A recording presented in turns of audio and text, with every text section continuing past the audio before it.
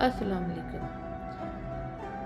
میری یہ ویڈیو کا مقصد ہے کہ مسلمانوں تک اور سکھ بھائیوں تک یہ بات پہنچے کہ جو انہوں نے مشہور کیا ہوا ہے کہ بابا نانک مکہ گئے اور کعبے کے ساتھ پاؤں لگا کے بیٹھ گئے، اور جب انہوں نے یعنی رکن الدین نے پاؤں یا مجاور جیون نے ان کے پاؤں کعبے سے علیحدہ کیے تو کعبہ بھی گھوم گیا۔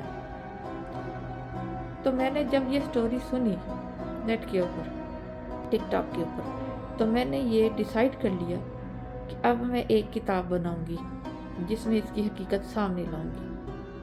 اور جب میں نے اس کے اوپر پوری تحقیق کی، سرچ کی، تو تقریباً مجھے یہ پوری دنیا میں اتنا بڑا جھوٹ کبھی میں نے نہیں سنا، نہ ہی میں نے پڑھا، جتنا میں نے ان کی کتاب تاج الدین کی ڈائری میں یا سیاحت بابا نانک فقیر کہہ لوں۔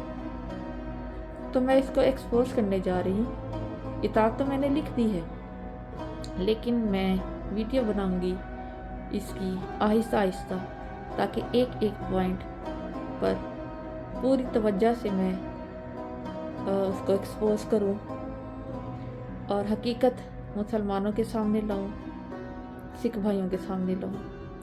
میرا ایکسپوز کرنے کا مقصد کسی کی دل آزاری نہیں ہے، صرف حقیقت سامنے لانا ہے۔